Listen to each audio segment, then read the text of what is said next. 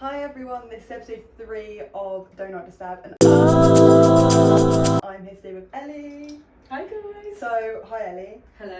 Who are you? What do you do? Can you introduce yourself? My name's Ellie and I'm a singer. I make music. That's all we need to know really, isn't it? But what are we making and why? I'm scared now, but we're making donuts, classic ring donuts, and we're making them because I love them. I feel like I've loved them throughout my whole childhood. They were such a treat, but I've never actually made them before, so challenge today. We're challenging ourselves. I'm hoping this is a redemption episode because so far, as you may or may not know, that it's gone horribly. It's okay. We're gonna lock in this one. Okay? Lock in. So you said that you're a musician. Mm-hmm. What kind of genre of music is your go-to? So I love a pop moment, but I wouldn't say I'm like a pop girly. Yeah. You know, kind of like a cool, darker vibe, but you can still dance to it. I'm loving like experimenting at the moment. I've been like in the studio consistently for like the last 2 years, I'd say. Like working on music. I've got so many songs, and like every time I go, I'm like always making something different, creating a different sound. I'm like, oh, maybe this, but I'm like settling down on like the cool. Like, what kind of got you into it?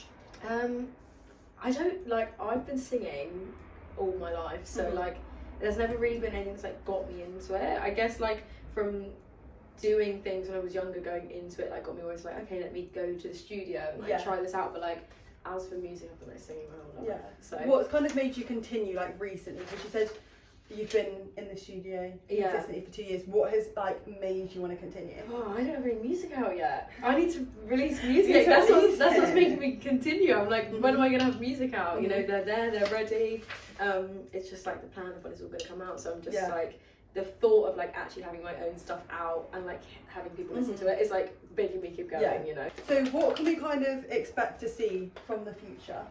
Hopefully, I want to say like, I'm gonna touch wood. I'm gonna touch this wood here and say big things. But like, yeah, I'm really hoping that I'm gonna have music out this year. A little bit. Do you want to try to do it? I feel like I'm gonna put this on you now. No, because this is the main thing that's pressure. Yes, that's why I'm gonna if put anything's the blame gonna on mess you. it up, it's gonna be Exactly, and then it's not gonna be my fault. Oh my gosh. Okay. You see these like old childhood shows like where they always bake something and then like it explodes and like covers the whole kitchen. Like it's gonna be me. That is gonna my be fault. here now.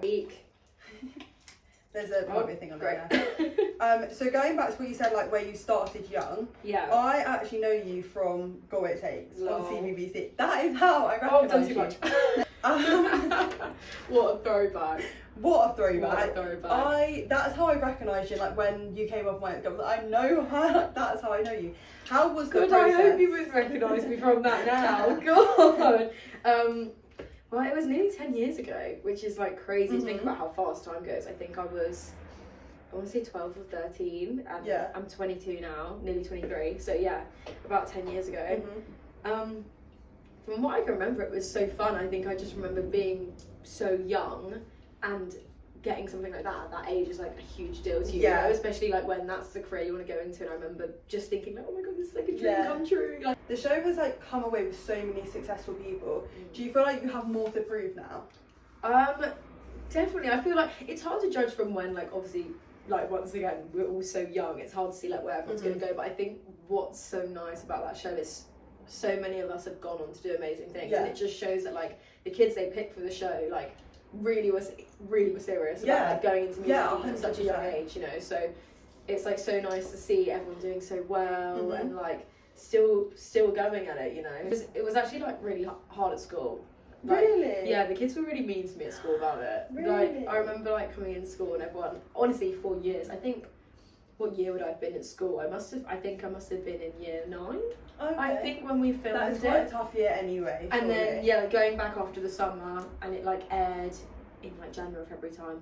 And I remember probably from year 10 to second year of college, everyone would just be like, oh, I forgot what it takes. And it was such a shame. I feel like the kids kind of like took the fun away, and I like became really embarrassed about it. And like for years after, I like really struggled with like doing my music and like showing people or like putting it online, because I always felt like everyone would like rip the shit into me. Yeah. Do you think that if you didn't do What Will It Take, you'd still be where you are today, or if it would have pushed you in the same direction? Yeah, like this is the thing. I feel like growing up, I like pushed it away, that I tried to forget I ever did it. But I think not to be like cringing away and like everyone's just like, oh, like you don't want to be like, it was 10 years ago, but that 100% was like, what's the word, like the catalyst of like pushing me into doing things, being on TV, like going for other shows. And like I look back at that and I wouldn't even know half the people in my life, and like even people that I've met through other things, from like maybe TV or like producers or different artists, I wouldn't know them, but not necessarily from Got What It Takes. If I hadn't done Got What It Takes, I wouldn't have done something else that caused me to like meet all these people. So 100%, like I'd never change the fact that I did it or anything. Like. So we're back and we have got our dough ready. We're just kneading it. But we spoke about Got What It Takes and that show, and then you also went on Little Mix's The Search. How did you find it?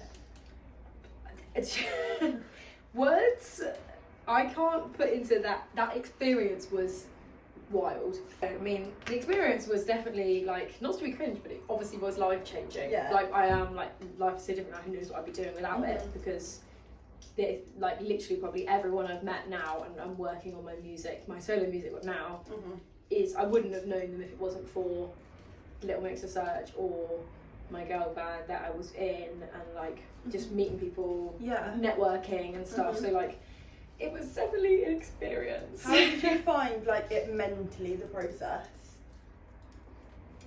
It was like, this is the thing, anytime that I feel like you ask anyone a question about anything, that sort of like process, like singing competition, X Factor process, things like that, like there actually is no other way to describe it other than it being like a roller coaster. Some days you are literally like, wow, this is amazing. Other days you're like, this is tough, I can't do this, like why did I get picked, I'm not good enough to be here, etc, etc. But I think it was definitely tougher with COVID. We weren't allowed to leave, we weren't allowed to see friends, our family weren't allowed to visit, so it was like being like isolated for a long time. So when you were having your down days, you couldn't, like the most I could do was like ring my friend or ring my mum. I couldn't actually go and see them and stuff. So that must have been so tough. It was tough, The memories we all take from that house, and like the things that happened in that house, like, you know, like belly laugh, pain from laughing. Like, do you have any funny house stories?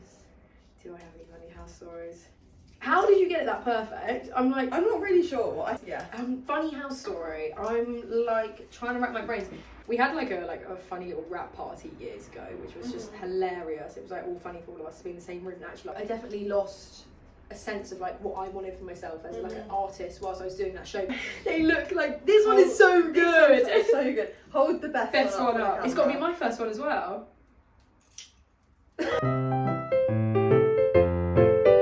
You stayed in the group that was made by Little Mix for a little bit after. How long was it afterwards? I want to say 2 years maybe. Oh really? I didn't think it was that long. Yeah. And you released quite a few songs. We released a couple. Yeah, we released a couple. I think our first song did really well. I did. Do you know what? I want to check. It's so close to 1 million streams on Spotify, which is like so fun. Yeah. The thing is as well, we came out that show, and I think what a lot of people don't realise, and we never really got the chance to say, but we left that show and it was like, okay, thanks for being on it, have fun.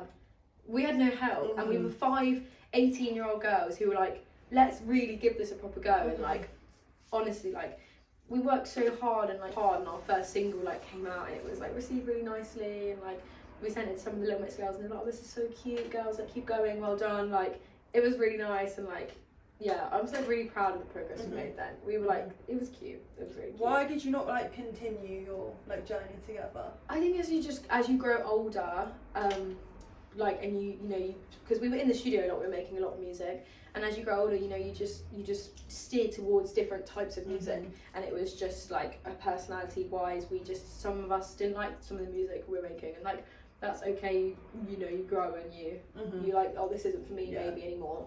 Would you ever do it again? Would you ever be in a band again? I don't think so. I like being a soloist now. Yeah. We've got some icing and we've got some rainbow sprinkles. Perfect. So it's time to jazz these up. Do you find the industry like a toxic environment? It definitely can be. I think you just have to like surround yourself with the right people and like the right team. Fish flash. Great. 10 out of 10 for the icing. I think we've done a splendid job. Give it a rating out of 10 or 5. Out of 10. That's giving, what, 7.5? I was going to say 7.5 too. So, Cheers. I actually think we've done really well. Like, it's approved. It's approved. What piece of advice would you give to your younger self? Oh, I love this question because I feel like I would just tell her to just not give a fuck what anyone thinks. I think I would just tell her to, like, everything she wants to do, go and do it. Don't be scared about what people are going to think of you, what will people say. And even if you try something and you're not great at it, okay, get up and do it again. This has been Do Not Disturb. I've been here with Ellie and we're all done. Thank you so much for coming. Thank you so much for having me. Right. They're actually good, so we've done really well. We have done really well. It was tricky, it was out there. What's the word? It was ambitious. It was ambitious. It was ambitious. And look at us go. We There we reached go. the stars and look at us go. We need to show appreciation for this one. We just need a little close up on this one right here. Zoom in on this.